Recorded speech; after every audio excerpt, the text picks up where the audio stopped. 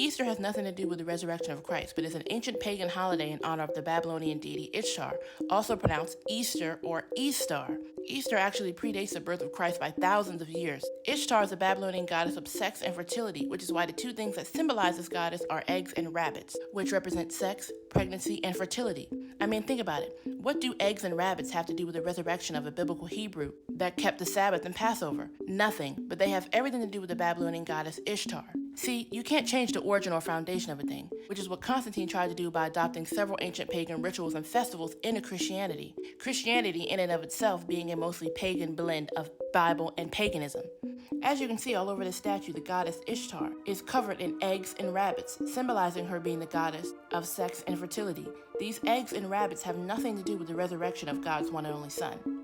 Ishtar was an important deity in early civilizations throughout the Near Eastern area of Mesopotamia, modern-day Iraq, Iran, Syria, Kuwait, and Turkey, particularly during the 4th and 3rd century BCE. Many temples of worship were built in her honor, and some ruins are still around today. She was a complex deity with multiple roles, and she made an appearance in some of the most historically significant early myths, the most famous of these being the Babylonian Epic of Gilgamesh. Ishtar holds a special historical significance, as she is the earliest goddess in written evidence. Early Mesopotamians called her Inanna, as seen in the now extinct language of cuneiform writing, the primary form of communication in the ancient Near East. They date back to the late Uruk period of Sumer in southern Mesopotamia, from around the 5th century BCE, a period we might call the very dawn of history. In later centuries, the Akkadians, Babylonians, and Assyrians called her Ishtar. Ishtar was the very first goddess of love. Mesopotamians described her in her many myths and poems as young and strikingly beautiful, with piercing and penetrating eyes. Mesopotamian civilizations worship Ishtar in ancient marriage and fertility rituals. So when you and your children are celebrating Easter, you're not commemorating the resurrection of God's one and only Son,